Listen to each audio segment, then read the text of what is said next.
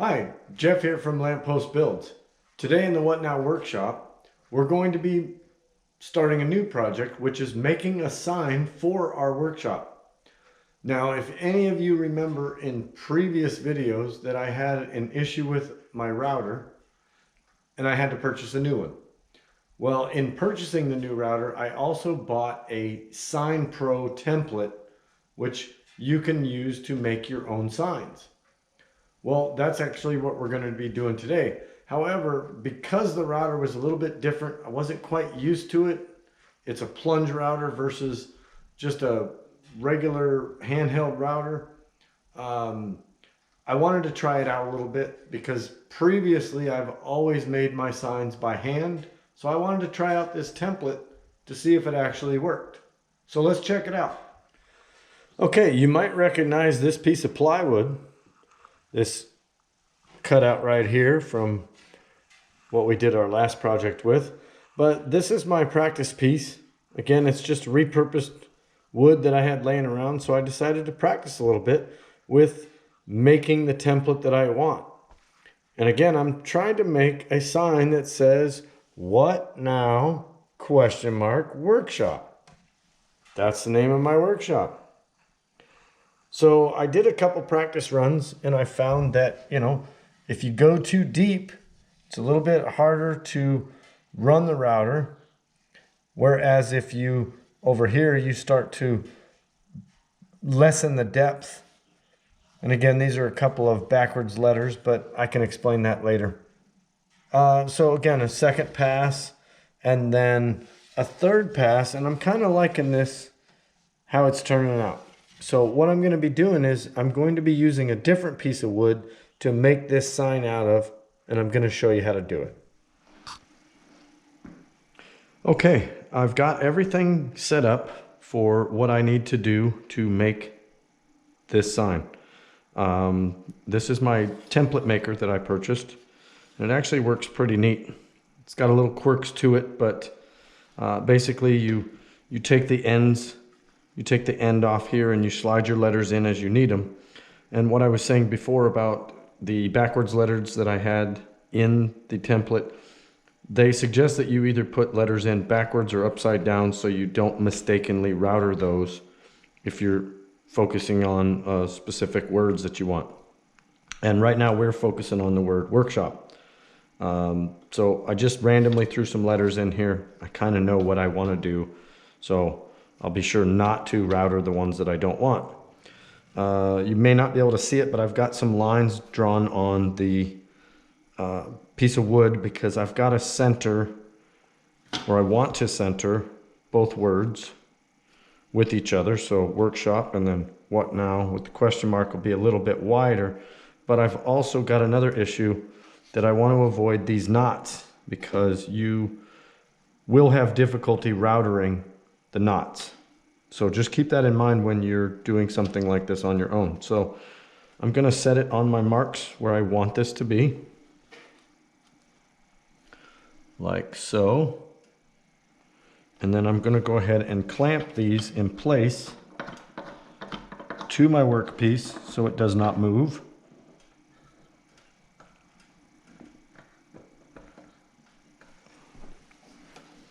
And these clamps actually came with this template maker, so it's, again, pretty handy. I've also got my router all set up, and I've got a vacuum set up too. However, the vacuum may not work very well, and I'll tell you why. There's a piece that goes in the bottom of this router right here that actually helps prevent the dust that comes out. The issue I found with it is trying to see through that piece of plastic and then through this bottom piece of plastic through the guide kind of makes it difficult to see what you're doing. Now I know some of you might say, well, you shouldn't have to see what you're doing. Well, that's why I used this other piece for practice, was because it wasn't kind of coming out right the way I wanted it. So I've got my depth set. I've got my vacuum hooked up. Let's go ahead and get this thing going. So as always, this is going to be a little bit loud. I apologize. I'm not going to spend a lot of time, just a few letters to show you kind of how it works.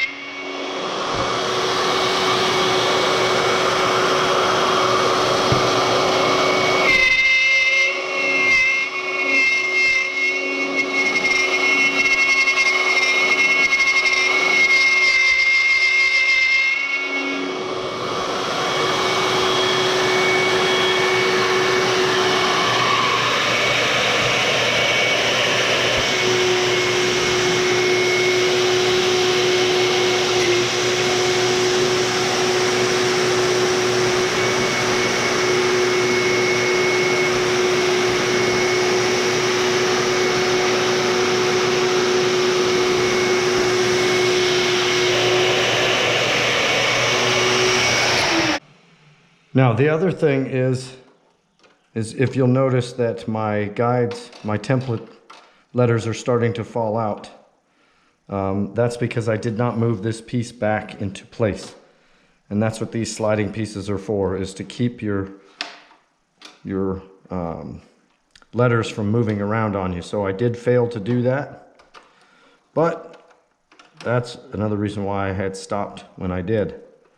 So I'm going to slide these back into place real quick. And I'm going to move these like I should have done in the first place, but forgot to. But here you can see we've got our W, the O, and the R. I may need to go over it just again once real quick, but you get the idea of what we're doing here. So I'm going to go ahead and router out the rest of this, and then we will move our letters and change out our letters to our next two words, and we'll continue this. Okay, we are finished routering our bottom section, and you can see we've got a nice set of letters here. Pretty happy about this, actually.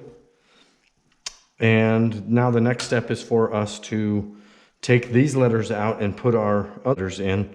And some of you might be wondering, well, why did you start with the bottom portion first? Well, the simple answer is that was what I had in here last. So I figured I would start with that first, just because I got to take this apart, slide all the new letters in, etc. It doesn't take very long, but just trying to speed things up. But also, I can put spacers in for the second word to make them further out so they'll line up with this. Again, want to try to avoid the knots, and I just thought it would be easier, so that's kind of why I did that. All right, so let me get this all set up with our next set, and we'll get back to work. Okay, so I've got my other letters loaded into this template maker. It's actually pretty easy to change these out. If I was ever going to do a review on a product, I would probably give this product some pretty good reviews, just based on the fact that it is very easy to change out the letters. It only takes about 5 minutes, literally. You unscrew these two bars here, pull this guide out, take your slide off, take your letters out one direction or another, slide your new letters in, put your guide back on, or your brace, I guess they would call it, to keep it sturdy. And then you slide your end back on, tighten these up, and then adjust your letters one way or another using these clips right here. So again, it's really, really easy to change out the letters. I do like that part. Thing I don't like is if you forget to use these as you're routering, your letters will fall out. So you got to keep it nice and tight. So as you can see, I've got my what? This is a spacer now. And this upside down J is actually going to be my question mark. And what I'll do is I'll router to about right here, and then I will do the rest by hand. That's how I did the other practice piece. So let's get going on this. Okay, so let's see how this turned out. I know I had a little trouble with one of the letters, but necessarily wasn't my fault. It was the actual wood that we're using. So I'll set this aside for right now. And you see, I tried to get away from this knot, but I wasn't able to, but it still didn't turn out too bad. I'm gonna use some sandpaper to kind of clean this up anyway, but my A kind of ate it, if you will. But you see my upside down J that I used, and then now what I'm going to do is I'm just going to take a pencil and I'm going to draw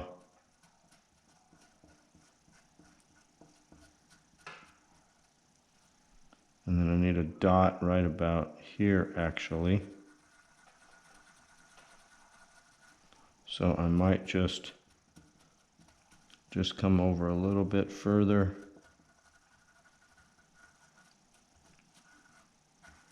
Something like that. But you'll get the idea. So now what I've got to do is I've actually got to take my router and I've got to loosen the plunge depth on it. So therefore, and actually I have to take this piece off too in order to, wow, part of it, there we go. Simple pencil will work.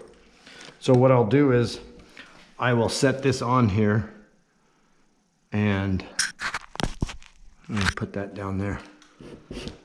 And I'll set it to the depth that this is, and I will set that plunge depth to right there and tighten that so that's as far as it's gonna go when I start running it through.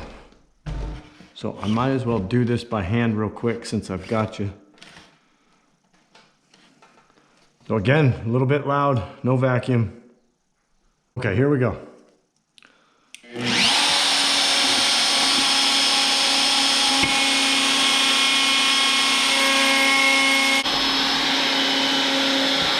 Well,